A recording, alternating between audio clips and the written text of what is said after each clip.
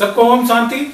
आज हम सब लोग अपने दर्शकों के लिए कल्पना की शक्ति इसके विषय में वर्णन करेंगे कि आपकी इमेजिनेशन पावर कितनी स्ट्रांग हो सकती है और आपको कहां तक ले जा सकती है। और जो विशेषता हमारे छात्र हैं इस कल्पना शक्ति का उपयोग करके अपने को बहुत आगे तक ले जा सकते हैं और हम लोग भी अपने जीवन को बहुत अच्छा कर सकते हैं। तो कल्पना शक्ति के महत्व को बढ़ाने के पहले उसमें हम एक आपको कहानी सुनाएंगे। और कहानी यह है कि अमेरिका में एक बार एक आदमी को किसी अपराध के कारण स्वरूप उसको मृत्युदंड की सजा हो चुकी थी। तो वैज्ञानिकों ने सोचा कि उन्हें इस पर एक प्रयोग किया जाए और उस प्रयोग के लिए उस आदमी को कुर्सी पर बैठाया गया और उसके हाथ पैर को बांध दिया गया और उसके सामने एक नाग लाया गया। उससे कहा गया कि हम आपको हैंगिंग करके फांसी पर फंदे पर लटका करके नहीं मारेंगे, हम आपको इस नाग से डसवा देंगे और ये आपके लिए सरल होगा।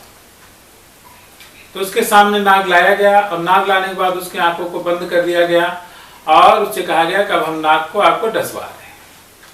और ऐसा कह करके उससे दो सेफ्टी पिन्स जो होती हैं, पिन आमतौर पे घरों में जो होता है, उसको जरा सा टच करवा दिया गया ताकि चुभन महसूस हो कि उसे सांप ने काट लिया है। और कहते हैं इसके आधा घंटा बाद वो मर गया, जबकि उसको कोई भी सांप ने नहीं काटा। तो उसने कल्पना किया कि मुझे सांप ने काट लिया है।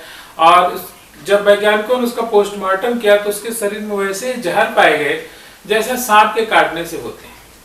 तो ये जहर कहाँ से आई? जहर हमारे कल्पना शक्ति ने पैदा कर दिया हमारे शरीर में। तो कल्पना का इतना बड़ा महत्व है। आप देखिए कि जो लोग वैज्ञानिक होते हैं, जो साहित्यकार होते हैं, वो अपनी कल्पना का उपयोग करके ही नए नए आविष्कार कर लेते हैं वैज्ञानिक लोग। और साहित्यकार लोग अपनी कल्पना का आविष्कार करके नई नई कविताएं लिख लेते हैं, नए उपन्यास लिख लेते हैं, कहानियां लिख लेते हैं। और जो लोग भी आगे बढ़ते हैं वो तमाम प्रकार की बहुत ही अच्छी कल्पनाएं करना जानते हैं और उन कल्पनाओं पर उनको आगे बढ़ने का भी गुण हासिल होता है जिससे वो आगे बढ़ते हैं। तो हम सभी सकारात्मक कल्पना करें, सकारात्मक सोच रखें, सकारात्मक चीजें सोचें। तो उससे क्या होगा, अवश्य ही हम अच्छा काम कर सकते हैं। दूसरी उदाहरण ये है कि परमात्मा के हम बच्चे हैं, तो परमात्मा हमको कभी दुख की स्थिति में नहीं रखना चाहता। यह हमारी कल्पनाएं ही हमको दुख की स्थिति में ले जाती हैं।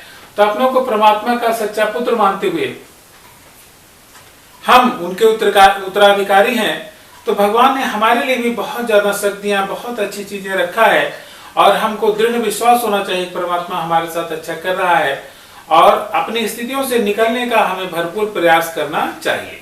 तो कहते हैं कि जो अपनी सहायता करते हैं भगवान भी उन्हीं की सहायता करते हैं। तो इसी शुभ भावना के साथ हम लोग आगे बढ़ने का प्रयास करें और आप लोग, हम सब लोग भी अपने कल्पना शक्ति का अधिकतम उपयोग करें। इसी शुभ भावना के साथ सबको ओम शांति।